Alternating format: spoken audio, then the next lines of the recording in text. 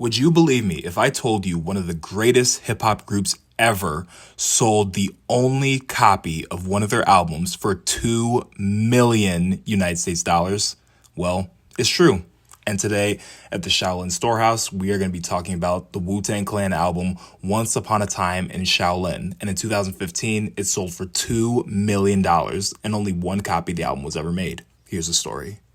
Once Upon a Time in Shaolin was secretly recorded in Staten Island, New York, starting in the year 2007, and took another 6 years to finish recording when it finished in 2013, and the producer Silver Rings then finished production in Marrakesh, Morocco. It features the entire Wu-Tang Clan, Redman, Wu-Tang Killer Bees, FC Barcelona football players, and if you don't know, FC Barcelona is one of the best and most famous soccer clubs in the entire world. The actress Carice Van Houten, who is most known for her role on Game of Thrones as Melisandre, and Cher, the goddess of pop, who needs no introduction other than that.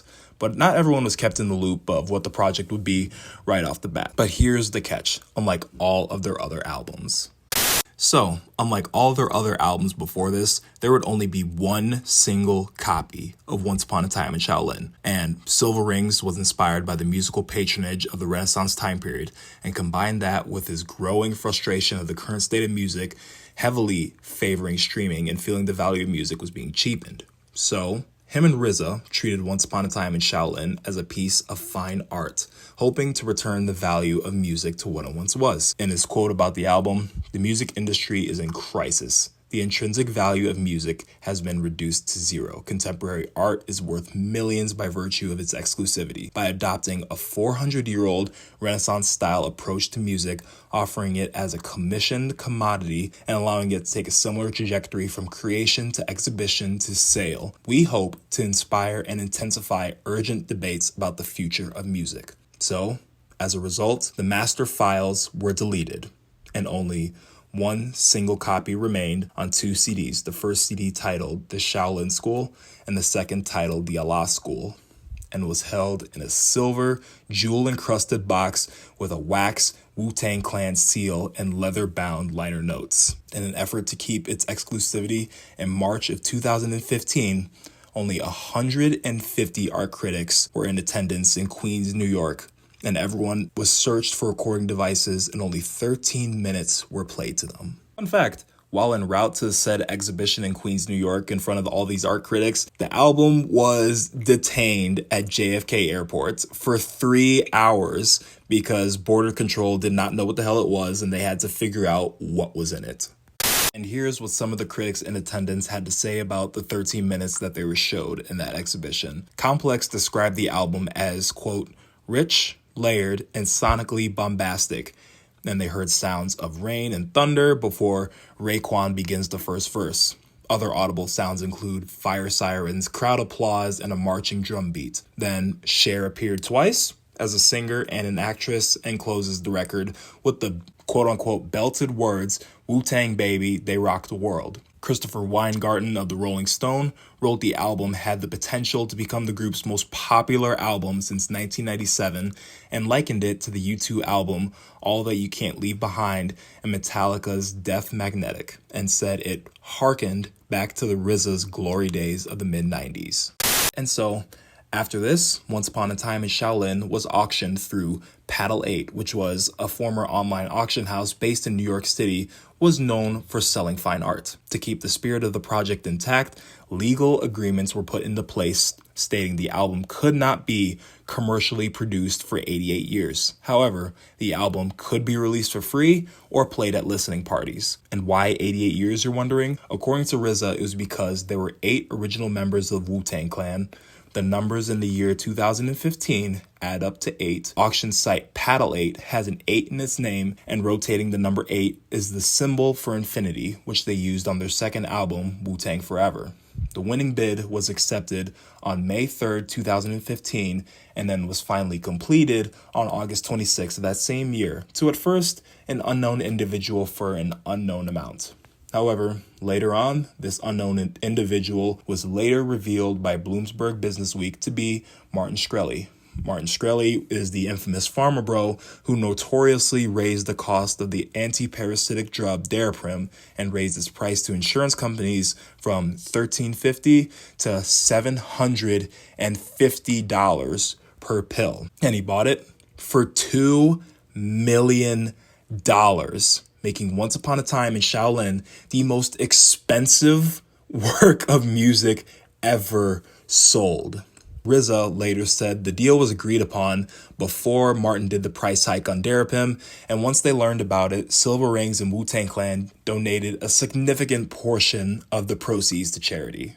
So now that Once Upon a Time in Shaolin was in Shkreli's possession, in January 2016, he did an interview with Vice, and he considered destroying the album outright because that makes sense. Buying a piece of fine art for $2 million that the world has not gotten to experience and just saying, it's like, you know what, I think I might just destroy it. Or installing it in some remote place so that people have to make a quote unquote spiritual quest to listen to it. He also promised to release the album for free if Trump won the 2016 election. While he didn't make good on his promise after Trump did in fact win, he streamed parts of it online. In September of 2017, Shkreli attempted to sell Once Upon a Time in Shaolin on the website eBay, with the winning bid passing over $1 million.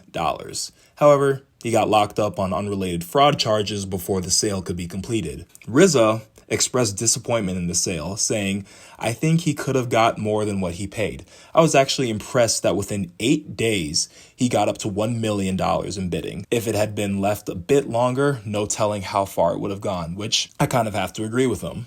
Also, another fun fact, RZA actually wanted to buy back the album himself, but was contractually unable to do it.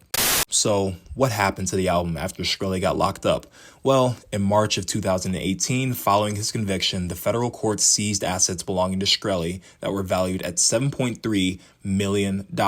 Among the assets was the album. On July 27, 2021, the acting U.S. Attorney for the Eastern District of New York, Jacqueline M. Casoulis, announced the DOJ, or the Department of Justice, had sold the album in connection to Shkreli's forfeiture as a result of his conviction. The new owner of Once Upon a Time in Shaolin was a group named Pleaser DAO, a group that buys NFTs, or non-fungible tokens, that honor anti-establishment rebels. Their words, not mine. And Pleaser DAOs previously bought NFTs related to the whistleblower Edward Snowden and the Russian punk band Pussy Riot. As a result of the deal involving multiple parties, the group purchased the album for $4 million, breaking its own record for the most expensive album ever sold. After purchasing the album, a spokesman for the group, Jameis Johnson, described the purchase as, quote, "the ultimate protest against middlemen and rent seekers of musicians and artists,"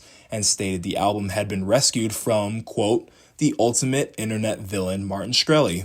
Also, their words, not mine. The group's hope and ultimate goal is to make the album more widely available, and suggested the album could be played at listening parties or exhibitions. So, Martin Shkreli is now out of federal prison, and on June 9th, 2024, Shkreli live-streamed the album to an audience of 5,000 people through Twitter, or X as it's now known. This marked the first time the album had been made available for public listening. The new owners, Pleaser DAO, they weren't too happy about it, to say the least, and sued Shkreli for playing it without permission and stating that he diminished its value. Pamela Chen, the district judge responsible for this case, issued a temporary restraining order blocking Shkreli from disseminating the album, and on August 27th of the same year, a New York federal judge ordered Shkreli to surrender his copies of the album.